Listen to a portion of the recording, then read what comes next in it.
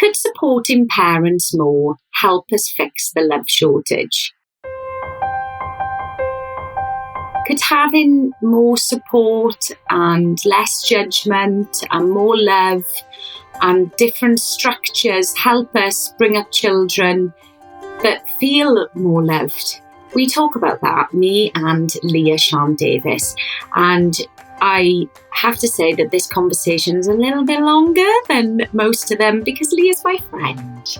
So we do tend to talk a lot about the detail. We cover lots of subjects. We cover grief, we cover friendship, we cover nature. It's a real treat, and it was so lovely to have my mate on my podcast. Enjoy our conversation. Starts at the beginning with the first question: who taught you how to love? Enjoy.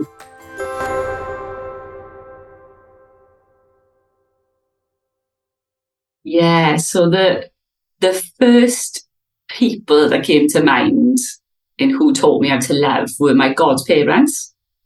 So they were, my godfather was like my mother's cousin. So they were family, but they weren't aunties and uncles technically. But I never had grandparents. They were all gone before I was born or died when I was very young. So I never really had grandparents. So they were like kind of like my grandparents really, because they were about 20 years older than my parents. And they were a couple that didn't have kids. And so they had lots of time and lots of patience for me. And I would go and stay there at the weekend. And like my mother would come and pick me up and she'd have to chase me around the garden to get me back home because I just loved being there. They would play with me. My auntie used to draw with me. He would let me dress up and perform shows and stuff. And yeah, looking back now, I think they modelled like a relationship in that sense, that sort of love, like partnership to me. And it's interesting because, you know, me and my partner now, you know, we don't have children, and I say it often that, you know, we remind me of them. And I think that they just had this like devotion to each other. And yeah, they were just a very safe like couple to be around. So yeah, they were the first people that came to mind. Yeah. And it's interesting that you came up with that realization, because I was like, I wonder if you're that person to your niece and to the children that you look after, do you know? Yeah, I'd like to think so, yeah. And you see that with grandparents, that they have more. It's about time, isn't it? A lot of the time. Yeah.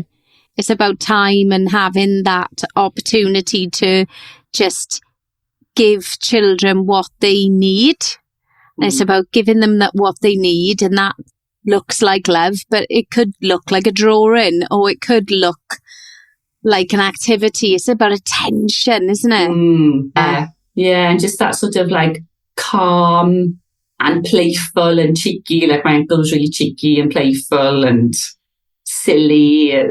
But yeah, you always just felt safe, I think, was that feeling of love, you know. If I'm hearing this right, that sort of role modelling on what a loving relationship looks like as well.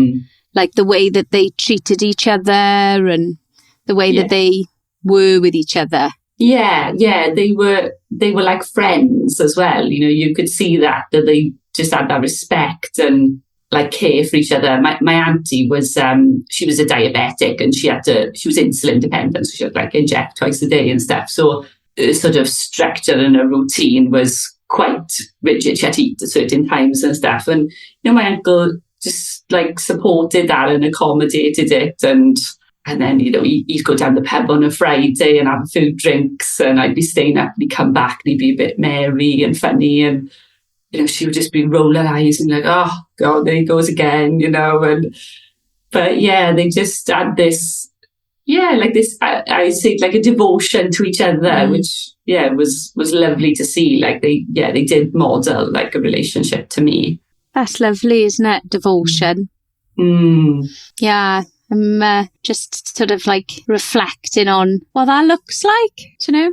You know, I read somewhere about, because it's an age-old question, isn't it? What is love? And, I think it was like the holistic psychologist, she puts out some good stuff. And she was saying like, love isn't a feeling. It's a doing, it's an action. And I think it is. I think it's not just, I think perhaps the feeling is what comes from, doing and taking the action of love, but it's how we care, how we show it. And as you say, it could be in so many ways.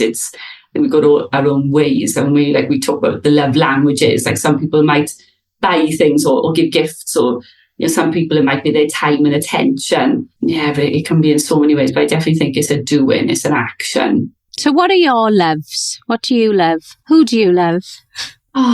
So many things, so many people.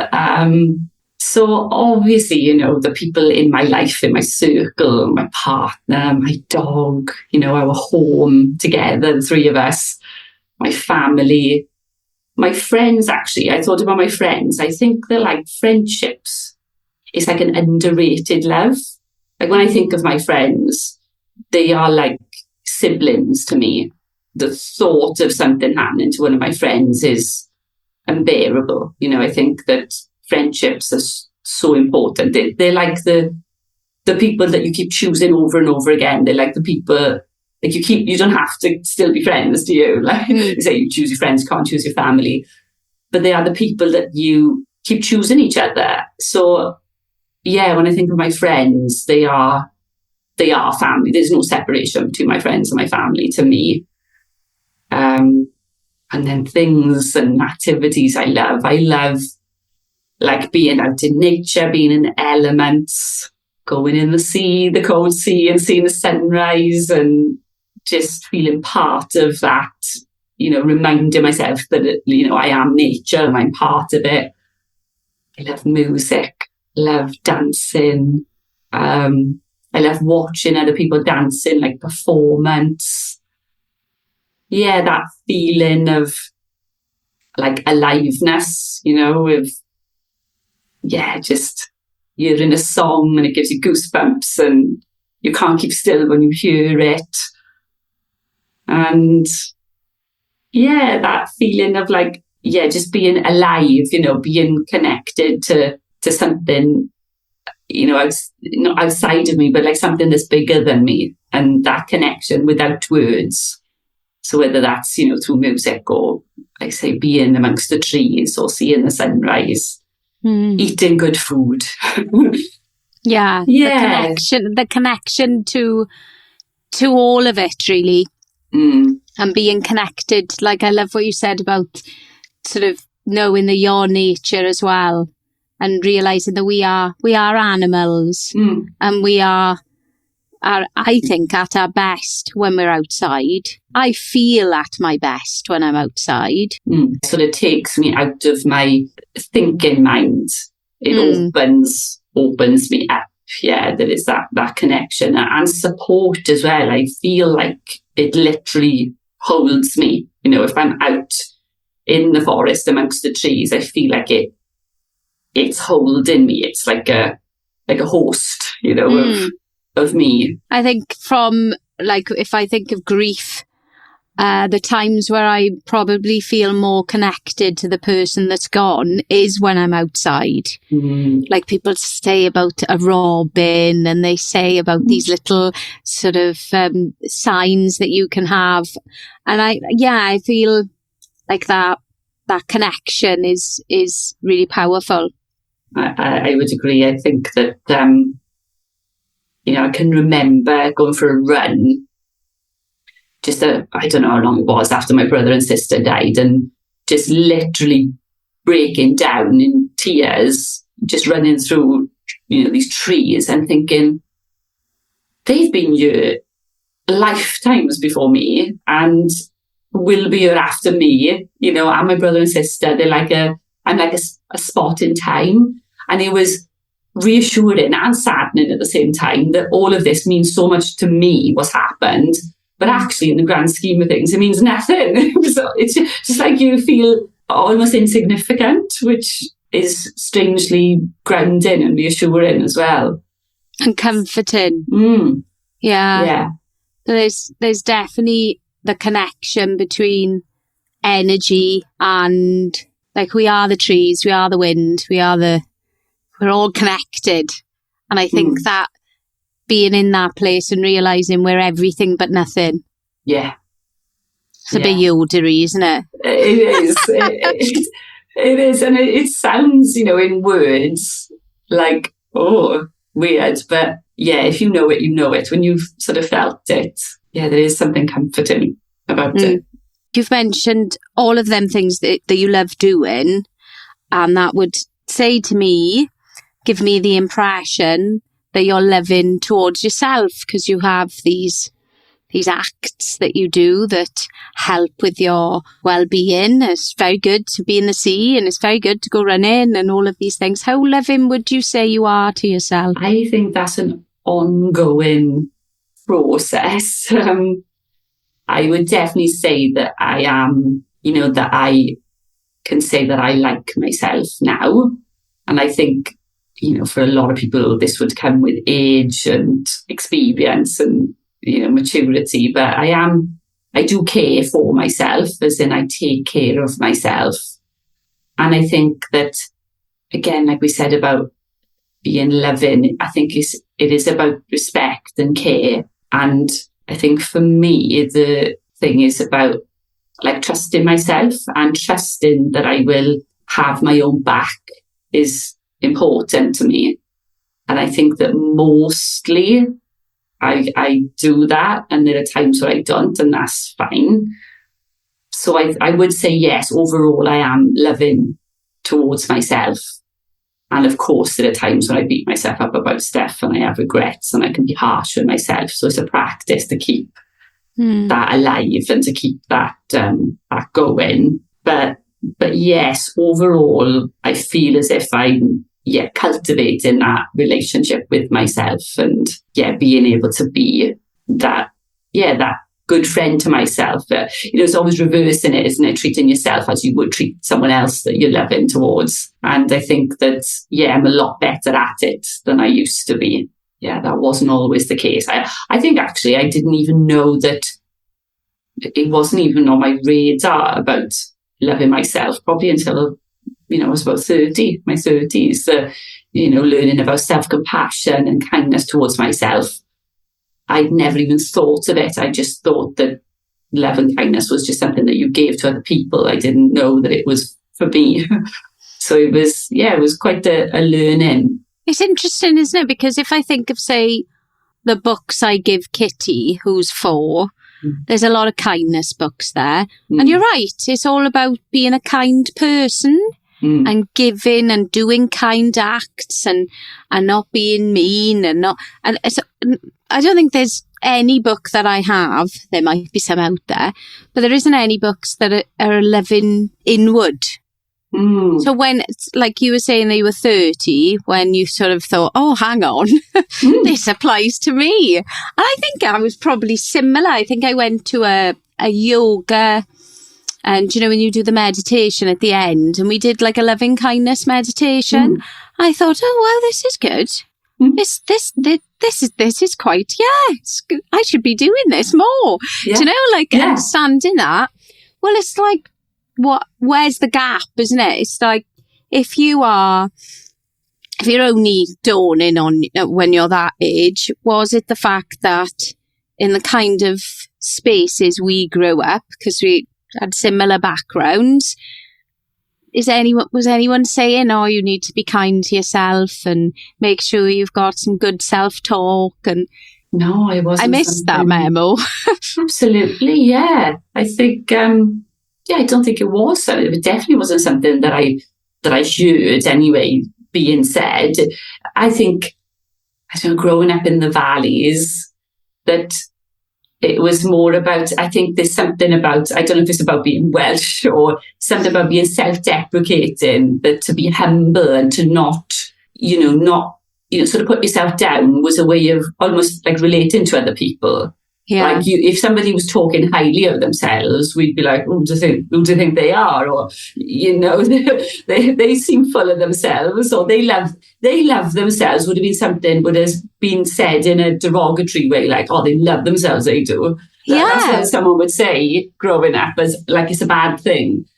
Totally. I Yeah. remember my nan saying, "Oh, if he was chocolate, he'd eat himself." Yes, I remember that saying. Yeah, so really, if you think about it, self-love and self-compassion was demonized, was a bad thing. I remember there was like, show off or too big for your boots and all of that sort of, if you have an element of, I don't know, self-promotion or look at me, I've done this, I've achieved this. Oh, stop showing off. And a real, isn't that interesting? That is. Sort of sense of, he loves himself, he does. Well, yeah, he should. Yes, he should. Good. Why wouldn't you? Yeah. Well, you're full of yourself. I'm like, well, who else are you going to be full of? Yeah. Obviously. I am, and I'm great. Yeah. I think something that landed with me was one of my meditation teachers sort of talked about that this is a Western thing about self-compassion and self-love and self-kindness, because, Eastern traditions don't understand that. He would sort of say that there's almost no self included. It's like, it's just compassion, it's just kindness, and that we are included in that. So, and that really helped me to think of, there isn't like a me and a them. So it's not, I think sometimes we get into this place of like self-compassion, self-kindness is selfish. But it's like, I've got to put myself first. So I've got to put myself before others, or I put them before me. But this idea about the kindness and compassion is just includes me and everyone else. It sort of breaks down that it's me or them, I've got to put myself first. Whereas it's just, I just include myself in it. I'm not separate from it. Yeah. There's no separation. It's just we got a bit of a theme coming here, haven't we? Connection. Yes. We're all connected, all together. I think we're so obsessed with self in this part of the world, isn't it? It's all about that sort of me kind of in the whole heart of everything.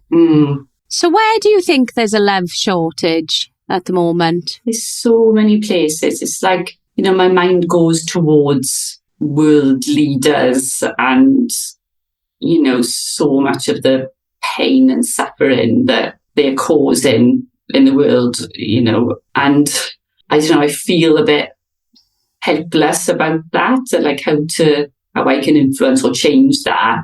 But actually, it's interesting because where my mind went unexpectedly when I thought of this, because I was like, well, there's so many places there's a love shortage. But where I went was parents. So I feel like there's a lack of love and support for parents for bringing up kids in, from where I'm standing, living in the UK at this time, and I'm not a parent, but I just see so much how difficult it is to parent and to raise kids today. And just that like lack of support and, the tribe supporting people to raise families. I feel like there is a love shortage in supporting parents, and there's a lot of like judgment around it and how it should be done, and just so much struggle, in terms of, and again that comes from, I guess, the way our society is set up around childcare and housing, and lots of families just not having the basics, even though they might be working, food banks and that, it's just not set up to support people to raise healthy humans. So I feel like, there's a love shortage for parents, and I think that's it's the foundation of society is how we bring kids up with safety and love and support. And I think it's a tough time for parents at the moment. And you've been involved in that space for a long time with your work, haven't you? You've seen the real difficulty and harshness of what happens to children. Yeah, absolutely. If they don't get that that support, from the start in those early years. But yeah, and with all the will in the world, it's not something that we're meant to do on our own. We've moved away, haven't we, from having that support around us, whether it's family or just living close to people. So yeah, I do feel like there's that shortage of care and support for parents to be able to do what they need to do and what they want to do. I was, strangely enough, having a chat with someone outside nursery the other day, and we were saying how it is hard because I can't, like you as a little girl, go into your godparents or around the corner or aunties and uncles, and they're not here. And I would say that the care that I do get is the care that I have to pay for. And that's a different level of care.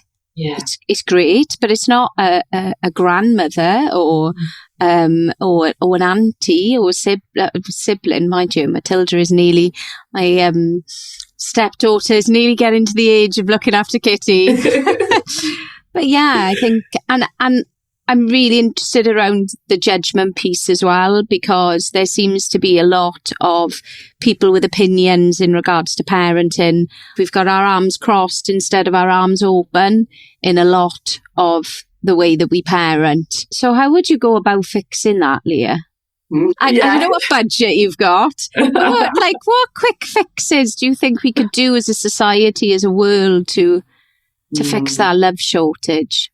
With your love shortage wand? I think, like as I said, I think there is a bigger systemic problem that, our systems, our government's not set up to support people to have children and to be able to work or not work and live and raise them. But I think on a personal level, for me, as I say, I'm not a parent. I've got a lot of friends that are, is in small ways that I can help out, where I see a little gap, where I could just provide a bit of respite, a bit of support, pick someone's kid up from school, offer support. I mean, I think about all my friends when they first bring a baby home, I like to have a chat with them and say, listen, you don't have to paint a rosy picture for me. It's fine. I'm not in the game, I've not done this myself. So you can say that it's really hard and it's really shit. And just to allow them to just say, look, I see you're struggling. I see it's hard. And I know that you're doing your best. And if there's any way that I can help, whether it's just taking them away from their kids for a coffee or for a run or a walk or a chat, or I don't know, watch a film when the kids have gone to bed. So yeah, in my own circle, in my own personal life, just I think just acknowledging it really, that it's hard and that I see you and you don't have to pretend to have all your shit together, because no one has. And just being that support. Me and my friend were having this conversation the other day about new mothers, and I know someone that's just she's just announced that she's pregnant, and there's a lot of you that thinks, I feel like I need to warn her, but then also, who wants me going, oh, doom and gloom, So it's really challenging, because also you don't know that she might not find some of the challenges that I would have. I was 41 having a child. My first child, I was 41. So I'd done 40 odd years doing whatever I wanted to do. Yeah. So she's in she's not even 30. So it's all very different and very difficult to give advice. But I think somebody does need to warn that not so much warn, it's not that, because it's a beautiful experience as well. It's a magical time. But I think it's about holding people, as you said. It's about being held. And that's what would have happened many years ago, where a community would have held people, Yeah. Yeah. You look at tribes in Africa where all of the tribe look after the children. All of the children, sometimes they're just taken in turns to breastfeed, and it's just do you know what I mean? It's like let's see if we can do this all together. I think there's so much we can learn from that. Yeah, just to be able to have that honesty, isn't there, and take away any shame around not being up to scratch or not coping, yeah, not having it all together. And of course, we've got so much insight into other people's lives through social media and stuff, and seeing what people are doing, and we know, we're adults, we all know that it's not the full picture, but it's still, we have to see it, we still have to consume it, and it still makes us all question, should I be doing that, or is that normal, or is how I'm feeling normal? And I think we're getting better at sharing the downsides of life in general, aren't we? But yeah, as you say, just having that support, isn't it, around you? Yeah. And as I say, because I'm not a parent, I think that we're influencing kids and young people, whether we know it or not. We've all got people in our lives, we've all got kids in our lives somehow. And like I just said about my godparents, your actual parents are not necessarily always the people that can give you everything that you need, and they shouldn't be. We might have a teacher or a sports coach, or like you say, a friend of the family that can be a massive influence or a support to us. So yeah, it's having that support around us, I think, is really important. Yeah. So when is a time in your life where love has conquered all? I forgot about this question. Apparently, when I was speaking to someone the other day when I was doing another interview, they said that I should have like music in that part. It should go dum dum dum, because it's a mother of a question. So the question is, when did love help you? When did love support you? When did you feel most held by love? When did you receive it or give it the most? When did it really sort of conquer all? Do you know what? There's this very funny example. Brilliant. I can do humour. To mind. And it's so like vivid in my mind. So this was probably a couple of weeks after my brother and sister had died. And one of our friends came round with a tin. His wife had made us a cake. And he arrived, and he was like so apologetic. He said, right, Sarah's made this cake, this lovely chocolate cake, and I have just dropped it on the way over. And it's come out of the tin, and I put it back in, on the pavement. And he opened the lid, and there was like mutilated chocolate cake in this tin. And we were just hysterical. I was laughing and I was crying because I was like so touched. I was so emotional, like that, it was so touching that she'd made this cake. And he was mortified. He was just like so, like you could see, he was like, oh my God, this is terrible. This is bad. I couldn't have dropped, he was like really angry with himself. I couldn't have dropped it at a worse time. And I just remember feeling like, oh, thank you so much. Not for bringing the cake, but for making me laugh. For something like so silly. And I think he said, because in that period when you're in grief and it's just blur, like I can't remember so much of it, but I remember that. Like that's clear, that's stuck with me because it sort of cuts through the hazy fuzziness of that horrible, weird time. Just laughing about this just car crash of a cake in a tin.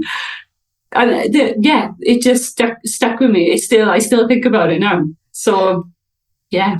What I particularly like is that he still brought it. Yeah. I just want to put it in the car. I'm going to go, right, okay, you're going to have to make another cake. I can't give him that. But it's that sort of like, I've got this. We're not going to eat it because it's been on the floor. But I just feel like I need it. So it's almost like that cake is love. That Yes. cake, it signifies the love, doesn't it? Yes. It signifies I'm still giving it to you Yes. because this is all what we can do for you. Yes. I think that's a big thing around grief, isn't it? It's like no one can do anything. No. You feel awful and everyone's powerless. Yeah. So even a mangled cake is a way of going, I see you, I love you, I'm with you. Yeah. And I'm still going to give it to you, although we're not going to eat it. Yes. Totally it was, yeah. But it's those funny moments, isn't it? As you said, in the darkest of times, I think humour is love. And yes, humour and that the feeling. ridiculousness of all of it. The whole thing, life is ridiculous. Like it's got no rhyme or reason to it. Awful things happen to good people. Good things happen to awful people. And good things happen to good people. Do you know what I mean? There's no rules around it. And sometimes you can't get your head around it. But I think there's, like, as you said, that when it comes to comedy and when it comes to laughing and when it cuts through something happens. There's like an electricity charge, isn't there? Like that feeling. I love that feeling of when you've been to the comedy club for the night and you leave and you just feel amazing because you've been laughing. Yeah. For like 3 hours, you know? Yeah, completely. I think comedians should be paid so much more because they literally can be life-saving. I think comedy and humour is so important. Yeah, definitely. Oh, we've come to the end now, Leah. We've done it. They're all my questions. That's all your questions. Yeah, and the weird thing is we've had such a motherly conversation with you not having children as well, which is really interesting. How we've sort of gone down that route. I never thought we would have ended up in this spot. Yeah, it is interesting, isn't it? The things that come to mind when you have these questions, and you'll probably ask them on a different day. I might have different answers, but were Rich, your partners, were they wildly different to yours? We talked about family and saying that it's not always easy sometimes to love your family because there's a lot of complications and history and stuff that's happened. So it can be vulnerable, and risky to love sometimes. It's not always easy. I think it's one of the hardest things, along with joy, to feel. It's one of the hardest things. We'll talk our way out of it, Yeah. He loves 100%. Himself, he does. Don't do that. Yeah, do you know? So I think, and hence the love shortage, hence the understanding of it. I think if I said it, love to many people, it would be hearts and flowers and Valentine's Day and partners and not like love is the fabric of our society. Love is the foundation to it all. All you need is love. I could go through all the songs. All the songs. They like the Beatles knew, but do you know, it's like, and I think my goal and my wish for this is for us to see where the shortages are, talk about where the shortages are, and on an individual level, fix them. Do you know? As we said, we can't control government, but we can do our small thing. Our 100%. Impact, for sure. 100%. Make the difference what for the short time that we're here, isn't it? Lush. Brilliant. Thank you so much for speaking to me today. Oh, you're welcome. It's been a pleasure. Love to continue the conversation. I just had to carry on speaking. I couldn't stop myself. So here is a little tiny bit more of the conversation that I had with Leah. Luckily, I still had record on, and then we both agreed that we wanted to add a little bit more into the podcast. So enjoy. They're almost, they are intertwined. They're two sides of the same coin. And I think wherever there is love, there is definitely grief because, everything we love, we will lose. It's like inevitable, really. So I think that, love and grief are intertwined. And I think that sometimes that's why love can be, it can be vulnerable, it can be risky, it can be painful, because we put ourselves out there for love to receive it. Then, at some point that will get taken away. So I think that by recognizing that and making space to allow ourselves to grieve all the losses in our lives, it almost like opens up our capacity to love and to receive love more.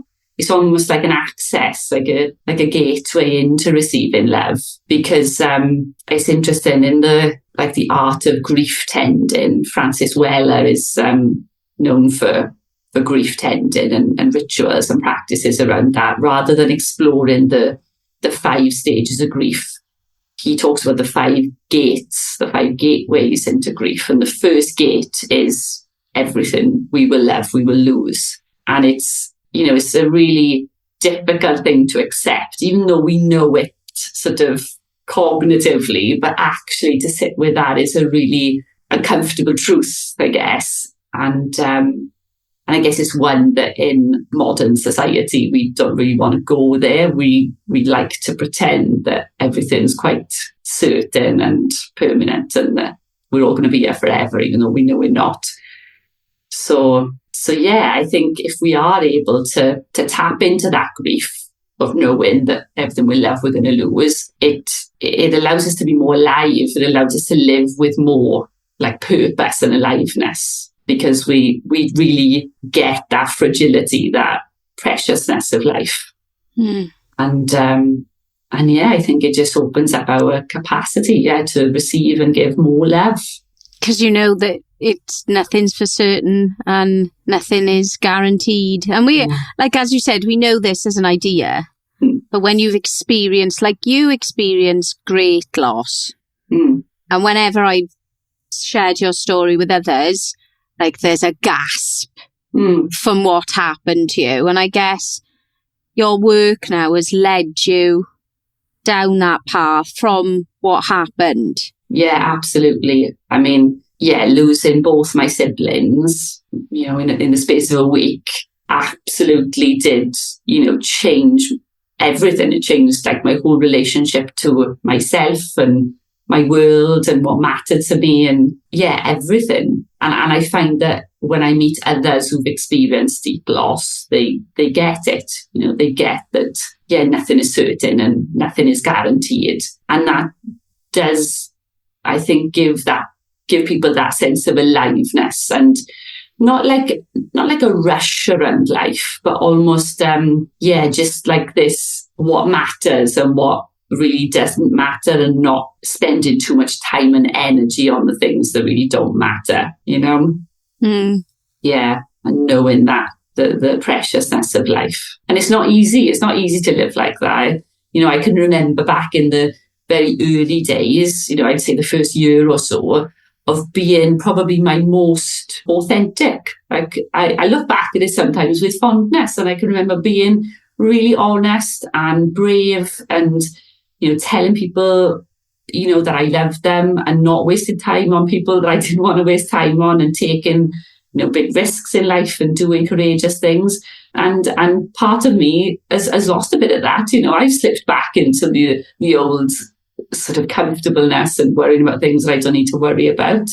So it's important for me that I keep doing my own grief tending and my own grief work to connect me to my grief, because I don't want to actually get over it or lose it. I want it to fuel me. I want it to be like my energy. I want to stay connected to my grief, because I think that's what allows me the capacity to love and to enjoy life and experience joy. Yeah, that's powerful, that is, Leah. It's just giving me some liquid love. That's what someone said about tears.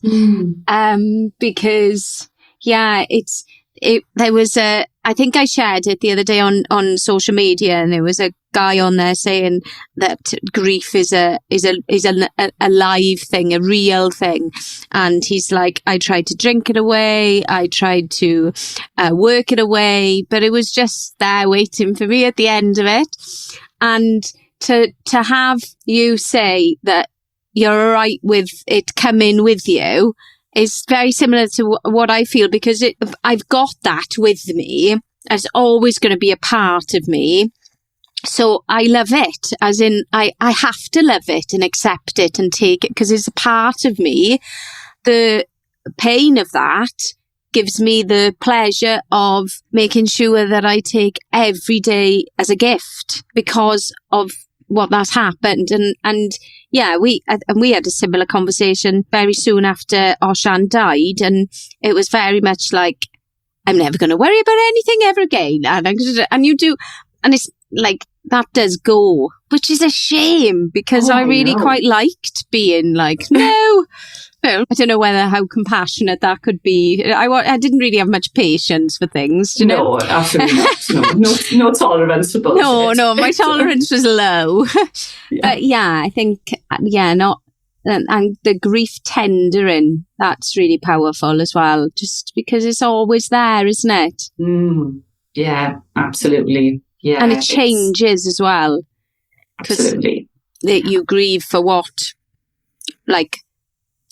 could have been, and it's a longing, yes. Yeah. It's not only about the losses, is it? It's about the longings as well. It's the things that we long for and that we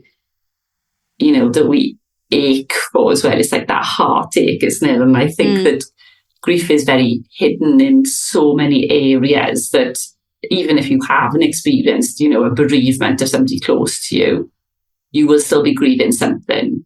Oh, yeah, whether that's a relationship. There's lots of ways that, well, what Kermit the Frog said, life is a series of meetings and partings. Oh. I like that. I think it's sweet. And it's true. It is true. Yeah. Oh, Lash, brilliant. Thank you for sharing that. That's awesome. And I guess your grief walks that you run in Cardiff, are these the kind of conversations that you have with people? Yeah, absolutely. So we go on our grief walks in Boot Park in Cardiff, and we get outside into nature, and nature holds us. Nature's like my co-host for the session. I feel like, we can be held by nature in our grief, and when we've got really big, difficult feelings, that nature is there to hold us. And again, like we were talking earlier, it reminds us of that, we're not meant to do this alone. We're not meant to grieve alone. No. It's meant to be shared. My loss isn't just my loss. It's a loss to the community, to the tribe. So our ancestors knew this. They would come together under the trees in a circle and share things. So when we go on our walks, we share. There's lots of silence. We tune into nature. We take mindful walks. We practice a grief tending ritual together. And it's a space where people can share or not share. And people come with all different losses and longings. It's not only bereavement. It's for all those losses, longings, things that might be located in the past or the future. So, it's a very human, connecting experience. And then we end it by going to the Secret Garden Cafe and having cake and hot drinks and chatting. So, it's a really, really beautiful thing. All things should end with cake. 100%. I say trees, cake, coffee and kind people are medicine. Oh, yes. And probably a dog if there's anything. Well, yes. I haven't taken the dog with me yet because he could be quite distracting and disruptive. Yeah, not for that. But most days will involve a dog. 100%. My best friend, my little furry best friend. Thank you so much. That was awesome. Thank you very much for sharing that. I'm sure there's somebody out there that really needed to hear that. And that person's me and someone else probably. So thank you. Thank you for that. Oh, it's been a pleasure. I told you it was going to be a good one. I didn't want to tell you at the beginning, but if you'd like to get in touch and tell me how many times that me and Leah said like, I think it might have been in the hundreds, but I wasn't going to bring your attention to that at the beginning of the conversation because it could have got annoying. I did notice it in the edit and I thought, I'm not going to be able to take them all out because it would have compromised the recording. I hope it wasn't too off-putting. That's when you get two Welshies in the room together, well, on Zoom together. If you notice, my voice is a little bit croaky and a bit sad, only because I've just re-listened to it and I've had lots of liquid love. Oh, Leah she's got a gift. She's got a real gift on helping you feel things in such a non-judgmental way and in such a safe way. She makes people feel so safe. So if you know anyone in the sort of South Wales area, further afield, come to Cardiff, come to Wales. I really recommend one of her grief walks. She's a magician. She's an alchemist. I know she's my friend, so I'm slightly biased. But as you can tell by this call, yeah, she's got some really great wisdom and knowledge. Thank you again for listening to Love Shortage. If you have been moved and touched by the episode, please get in touch. I'm Inspired George on Instagram, or you can just drop me an email on georgina@georginajones.com. Until the next time, share the love. Bye.